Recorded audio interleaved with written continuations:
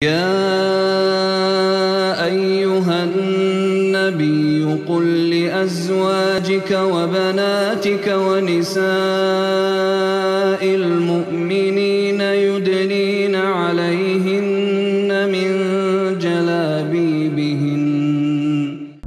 حضرت رقیہ رضی اللہ تعالی عنہ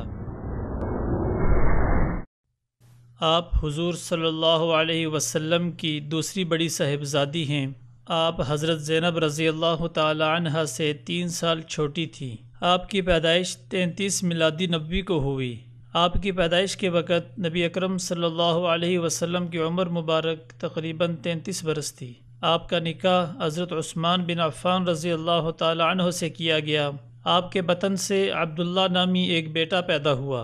اللہ کے راستے میں ہجرت کرنے والے پہلے قافلے میں آپ شریک تھیں۔ آپ کو 2 بار ہجرت کا شرف حاصل ہوا، پہلی ہجرت حبشہ اور دوسری مکہ مکرمہ سے مدینہ منورہ کی طرف۔ یوں آپ کا شمار ان برگزیدہ ہستیوں میں سے ہوتا ہے جن کو 2 بار ہجرت کا شرف حاصل ہوا۔ آپ نے 2 ہجری میں وفات پائی۔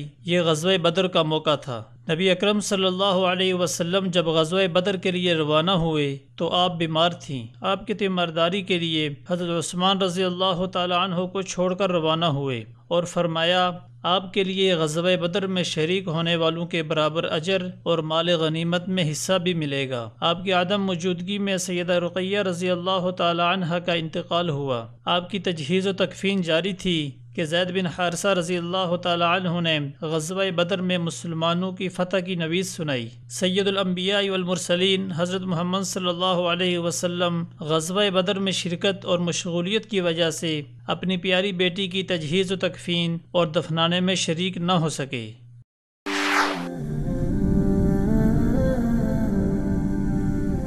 وصال اردو، حق کا راہی